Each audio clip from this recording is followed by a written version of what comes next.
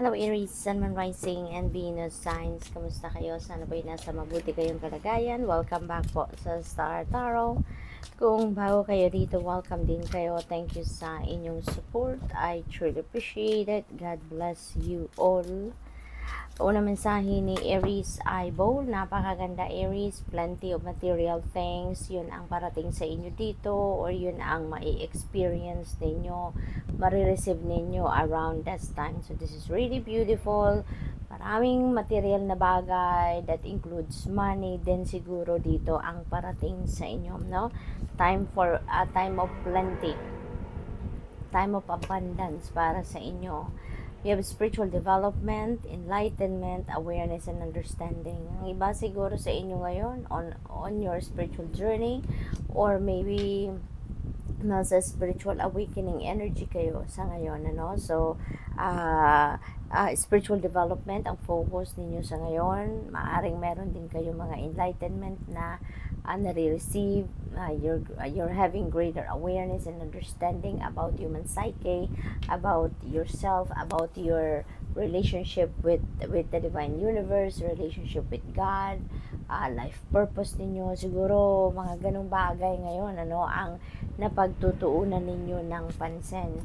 We have first, pay attention to your finances. This is a beautiful warning para sa inyo, Aries, dahil maaring ang iba sa inyo dito siguro out of control ngayon ang inyong pera, no? Maaring hindi ninyo na monitor ang in and out ng pera ninyo. Maaari din naman na sobrang gastos kayo sa ngayon. Maaring may mga impulsive buying na nangyayari, no? Sa inyo ngayon, Aries. Kaya pay attention to your finances. Pairalin ang disiplina sa pera, no? Financial discipline is very important at this time para sa inyo. At saka yung pag-aralan, no? Pag-aralan ang balanse, pagbabalanse ng inyong budget. What else? We have minds, discord among friends or family. Ayan. So siguro mayroon kayong hindi pagkakaintindihan, no, with a friend or with another family member. Maaaring meron kayong maaring meron kayong hindi pagkakaintindihan with them. Siguro ito ay disagreement, away, may hindi pagkakaintindihan, you are not on the same page sa ngayon, ano? That involves siguro pera, no? Maaari ganun magkatabi si Purse at saka si Mice. Younger woman, dealing sa relationship with a younger woman. Ayan. So, maaring meron kayong ngayon, dealings with a younger woman. This could be anyone sa buhay ninyo, maaring anak ninyo to, kasi maaring meron kayong blood relationship with this younger woman. So this could be your pamangkin, anak, mga ganon, kapatid, maaring ganon. Depende sa inyong sitwasyon, ano? But you are going to definitely deal with this woman at this time, at sa iba't ibang parte, no? Iba't ibang area siguro ng buhay ninyo involve ang taong ito. We have clouds, temporary problems. Ayan. So, lahat naman din, no, ng pangyayari sa buhay natin ay temporary lang. Wala namang permanente, hindi ba? Kaya pati yung mga problema natin, temporary lang din yan. Lilipas lang din naman yan. No? Wala namang bagay na nagtatagal forever. Kasi nga, diba, change is the only constant thing in this world. So, lagi nating iisipin na walang sitwasyon, no, na permanente, na walang sitwasyon na forever. Kaya kahit ang mga problema ninyo, kung ano man ito, maaring dumating sa inyo, that it's just very temporary, it will pass. We have Camel, persevere and you will overcome problems. And then napakagandang reminder sa inyo. Pagsikapan nyo lang, no? Pagtsagaan, pagsikapan, pasasaan ba at mahahanap nyo din ang solusyon sa inyong mga problema, pasasaan ba at masusolusyonan nyo din kung ano man ang mga challenging situations, makakalabas din kayo sa mga yan. So, ito yung mga temporary problems niyo, mukhang mabilis ninyong mapagtatagumpayan yan, mukhang mabilis ninyong mahahanap ang way out of that problem. lighthearted and carefree time. So, most likely, ito yung kailangan ninyo sa ngayon talaga, na kailangan nyo lang na mag-chill, kailangan ninyo na humingang malalim para kung ano man ang mga problema na yan, with a friend or family, or kung ano man to, no, na mga problemang hinaharap ninyo or maaring kaharapin ninyo, mas mabilis ninyong mahahanap ang solusyon. Kasi yung parang you're trying to be lighthearted, you're trying to lighten your pag-iisip, yung ganon, para yun, mas mabilis or mas magaan, no, yung ninyo, pag-iisip, kumbaga, no.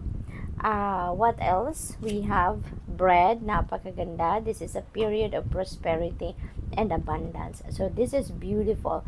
Plenty of material things. Tapos period of prosperity and abundance. So Aries, walang problema dito pagdating sa pera. No, magiging masagana kayo, magiging marami ang pera ninyong parating, no?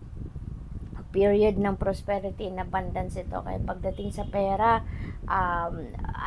maluwag kayo sa ngayon. Kaya pay attention to your finances, okay? Kasi baka magkaroon kayo dito ng sobrang excitement dahil maraming parating na pera dito at magastos ninyo ng wala kayong control, no? Or walang plano. We have wall misunderstanding. Ayan. So, maybe temporary problems na to related dito sa misunderstanding energy. At maaaring yung younger woman na to, no, ang ka-misunderstanding ninyo. Maaaring siya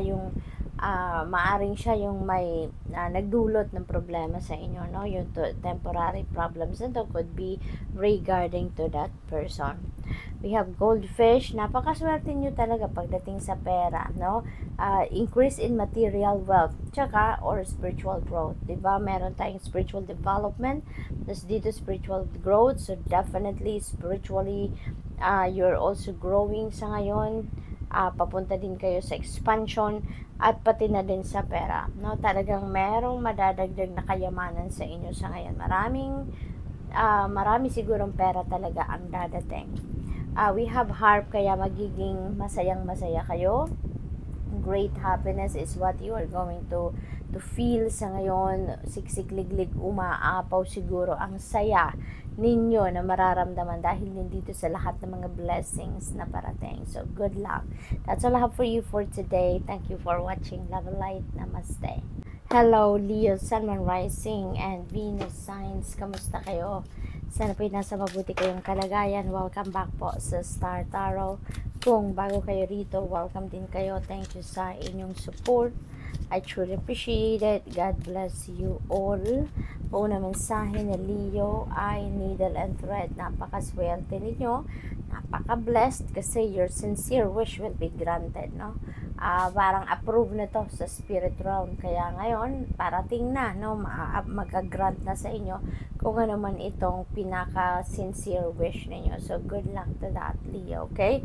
Keep a positive mindset, no? Keep a positive attitude para nang sa ganyan walang makasagabal na sa pagdating ng kung ano man ang wish ninyo na ito. Arrow, you are on the right path regarding some aspect of your life. Siguro ang iba sa inyo dito, meron kayong binabalak gawin, or maybe nagsimula na kayo sa endeavor na to, or nagsimula na kayo sa mission ninyong ito, no? At siguro kasagutan ito kasi maybe ang iba sa inyo humihingi ng confirmation, nagdadasal for confirmation kung nasa tamang daan nga kayo. Kung yung sinimulan ninyo sa ngayon, ito talaga yung tama, no, para sa iyo or best para sa iyo. So this could be the answer, no, na you are on the right path. We have horse, short journey. Meron kayong travel, meron kayong pupuntahan saglit lang, meron kayong posibleng may bibisitahin lang kayo, or meron kayong business transaction, maaring gano'n, no? This is just a short journey. It's either short distance lang yung pupuntahan ninyo, or saglit lang kayo doon sa kung saan kayo pupunta. And that could be an exciting event. So siguro meron lang kayong reunion, meron kayong bibisitahin, meron kayong attendan seminar, workshops, mga ganon. Siguro related sa trabaho, o could be personal din, no? Depende sa inyong sitwasyon.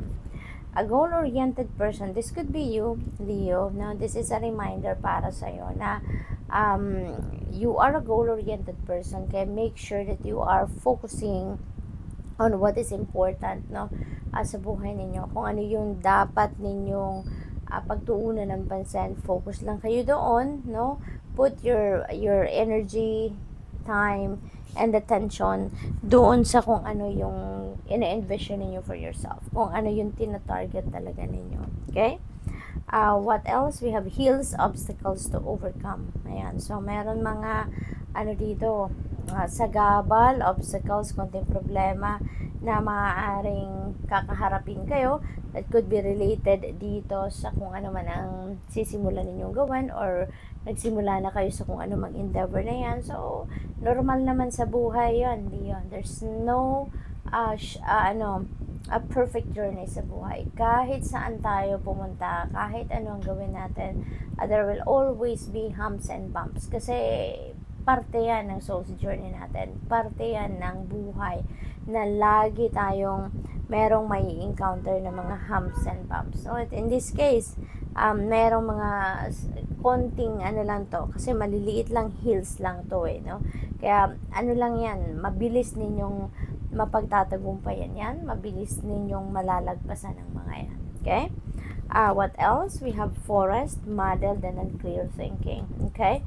So, naguguluhan siguro kayo sa ngayon. So, hindi kayo makapag-isip ngayon na maayos, hindi kayo ngayon makapag-desisyon ng mabilis or maayos. Maybe this is related to these obstacles kasi maybe magulo ng isip ninyo. Naguguluhan din ang inyong damdamin siguro dito, no, Leo? What else? We have fun, romance, celebration, and party. Siguro yung pupuntahan ninyo dito, yung short journey na to, could be related to this celebration and party. Siguro meron kayong pupuntahang okasyon na you really have to drive pa, maaring ganon, kalapit bayan, kalapit city, maaring ganon.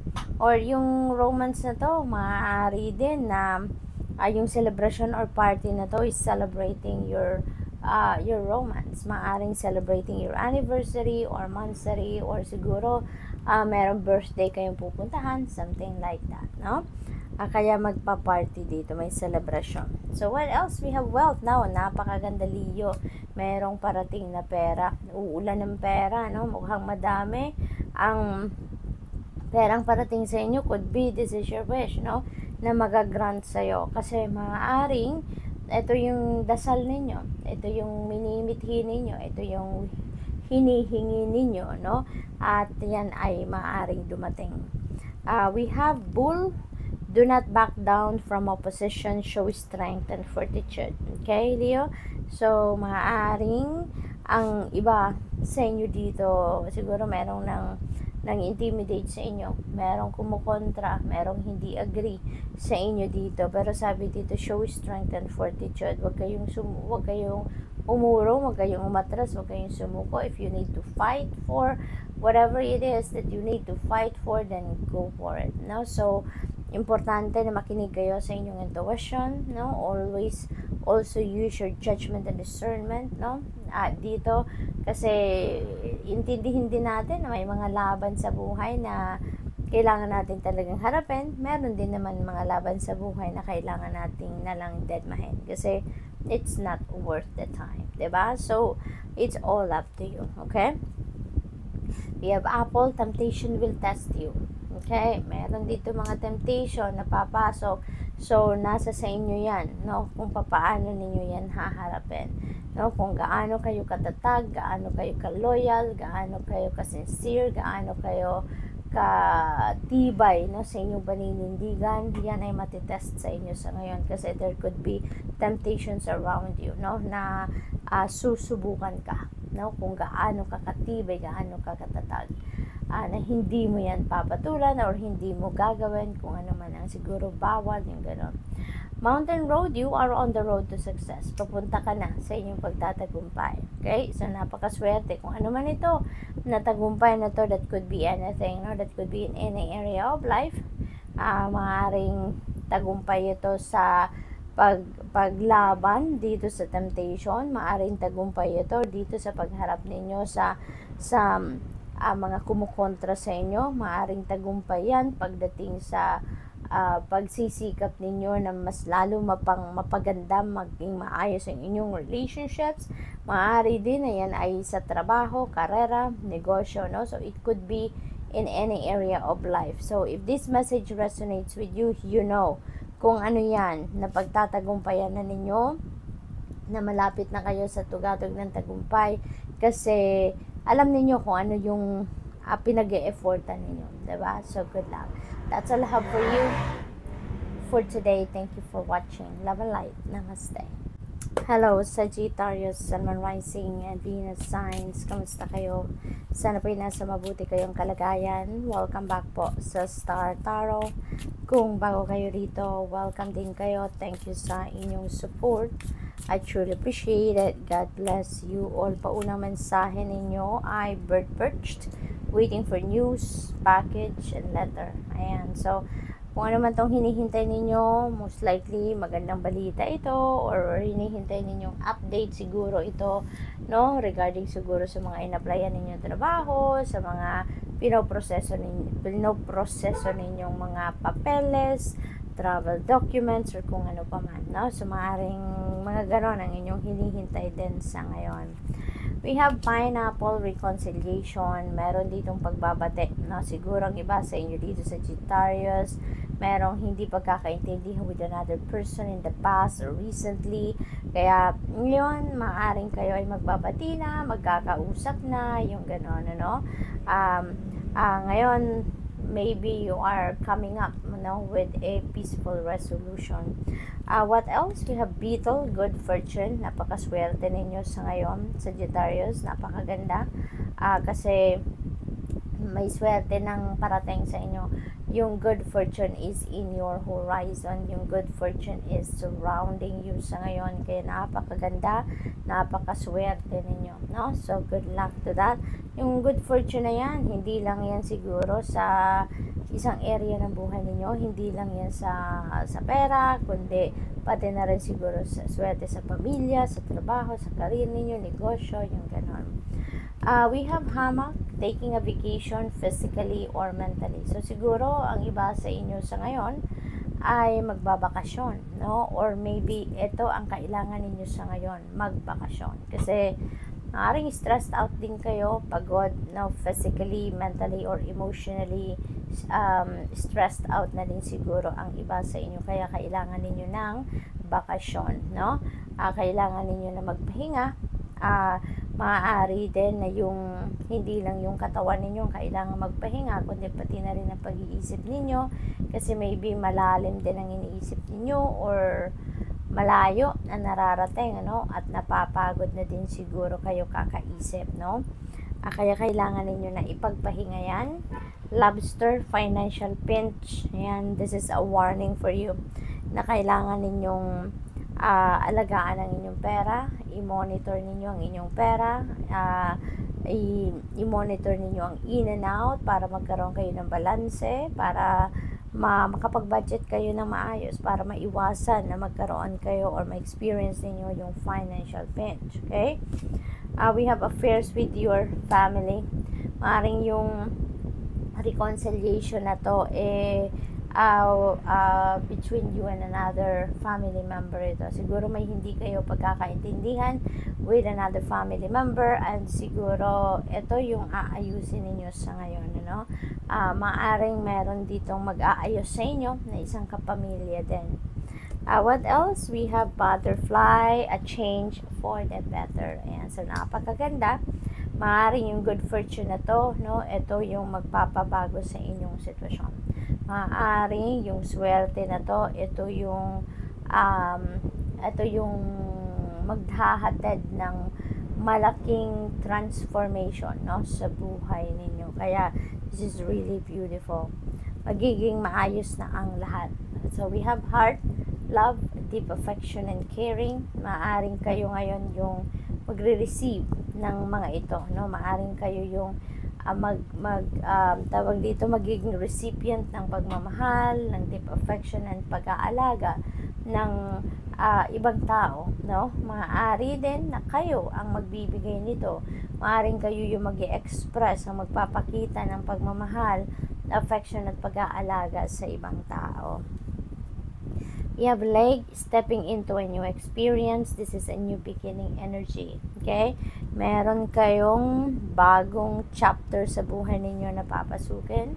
Meron kayong bagong chapter sa buhay ninyo na susubukan. No? It could be anything. Naaring bagong relationship, bagong trabaho, bagong career. It could be anything. No? Depende sa inyong sitwasyon. What else? We have vase, secret admirer. Ayan. So, meron ditong humahanga sa inyo. No? Merong palihim na humahanga sa inyo. We have ring. Ayan. A marriage will take place, whether romantic or business. Ayan. So, merong kasalang magaganap. No? Kaya maraming pagbabago. Kasi, di ba, may transition from being single to married. Yung ganon. Kung wala naman kayong, kung hindi naman kayo yung ikakasal, no? Maaaring marriage and business ang papasugan ng iba siguro sa inyo. Maaaring business partnership ito, makikipagsosyo kayo sa kung kanino man, or maaari din naman na meron kayong a-attend ang kasal. Maaaring pupunta kayo sa isang kasalan, kamag-anak ninyo, kabarkada, katrabaho, yung mga ganun. Celebration, fun and enjoyment. Ayan. So, siguro talaga meron kayong pupuntahan, maiimbitahan kayo sa isang kasalan, and you're going to join the celebration, with them. You're gonna have fun and you're going to enjoy that event. So good luck. That's all I have for you for today. Thank you for watching. Love and light. Namaste.